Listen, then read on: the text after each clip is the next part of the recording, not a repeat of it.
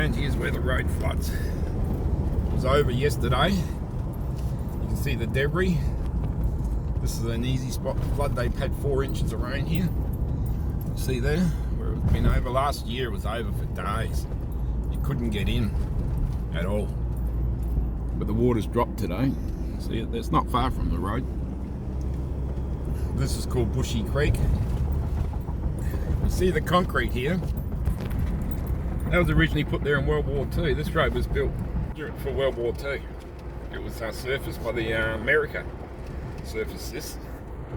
So they could get in here for use the Atherton tablelands for combat training. That's where all the troops trained for the Pacific region, was up there. But if you drive around in the tablelands, you can actually find where all the camps were, and there's fireplaces there that the soldiers had built, and they still exist.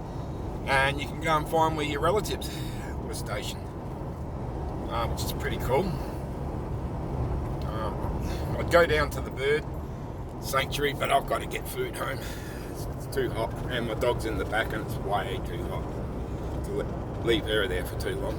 I can't take it to the sanctuary because dogs aren't allowed in there. But at the moment, it's just way too hot for a dog. It's going to rain this afternoon. I feel it. There'll be more monsoonal rain coming. It's only about 28 or 82 degrees Fahrenheit, but it's about 99% humidity out there. It feels like way humid. Well, you got the sun there.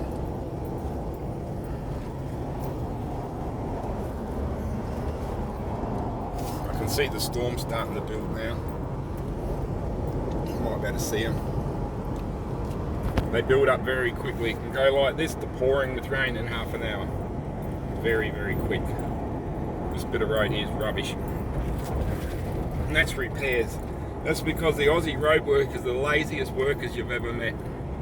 The only people I know, takes 4 guys to dig a hole.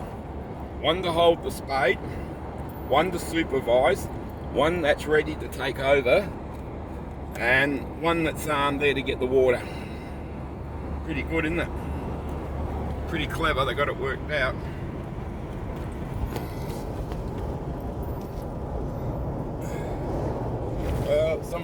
There was a guy swimming down there and standing out, no clothes on. Oh my goodness. If you're swimming in the creek, standing there in the nude. Oh my goodness. Oh, look at this guy, this fella. He's cutting the grass. Grass grows that quick here. Mine's all ready to cut. I only cut it last week. Yeah, you need a big bit of machinery to cut that. He's a contractor. He just goes along and that's all he does. This time of year, it just cuts the grass.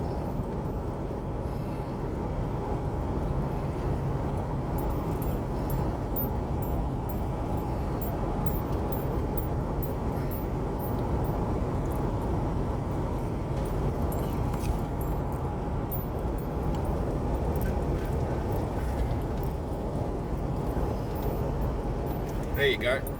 See them building up there? All of a sudden they'll turn into heavy rain showers. I think they're feeding in from the equator, these ones. There's a huge low pressure system. It's just off the coast, spinning around. Now when it drags air from the inland, it comes off the desert, so it's dry. As it spins around and it drags air off the oceans are very hot from a late wet season. I think they're sitting on about 32 Celsius or 90 Fahrenheit. So it's very easy to spin cyclones up when the water's that hot. It's that warm you wouldn't even want to swim in it. It's not refreshing at all. And here's the other side. Contractor for each side. I can guarantee you they don't sit in the heat. Oh my goodness, this person's crazy. They want to walk in this weather. Oh, he's wet through. Oh, he's the boss. Yeah, he's the boss. He's wet through from sweat. Completely drenched. I know what he's doing. He's going along to see if there's anything dangerous for the tractor, because they must be new contractors, so they don't know the road. So he's got to make sure there's nothing where the tractor can fall in and someone can get hurt, because it could have hidden holes and stuff. Here's the intersection that goes to the top of Australia. Or you go left to the Atherton Tablelands. And up here's the sign. Tells you what roads are open. It's closed north of Cooktown, and it's got a 5-ton limit to Weipa. And I doubt whether you'd get to the top of Australia. Doubt it very much. The road would be underwater, all the creek crossings. And there's the sign, Mount Carbine, 28 kilometres, and Weipa's 704. It's 1,000 kilometres or 600 miles to the tip of Australia. So it's still a long way from here, and I live in Cape York, which is the tip of Australia. That's a vast area. There's only probably, I think it's about 130,000 square miles with about 40,000 people. So yeah, it's not a high population in Cape York, which suits me fine. I don't like living around lots of people. I like it out here in the bush.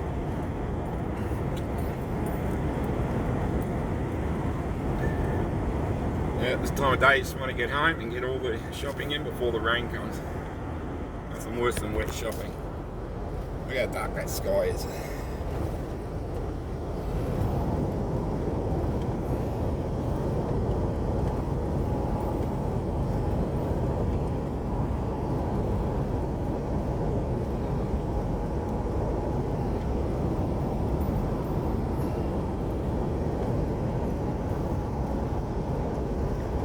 You drive along, and every time there's water you can hear the cicadas making a racket. The third largest river system in Australia is just over here to the left, but you can't access it. It's all cut off into what they call an environmental reserve. You can't get to it, not to about 60 miles north of here. So it's a true wilderness. Now we're starting to come out of the Atherton Tablelands into Cape York. I live in the first town in Cape York. The sky looks a bit deadly.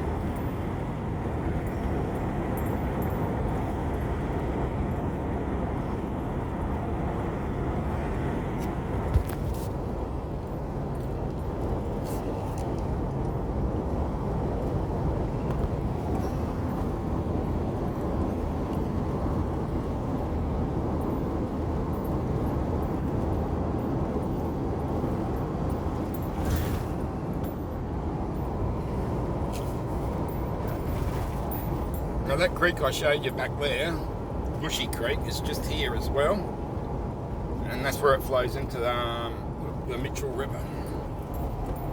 It's only right at the head. Well, there's not much water in it at the moment, not much at all.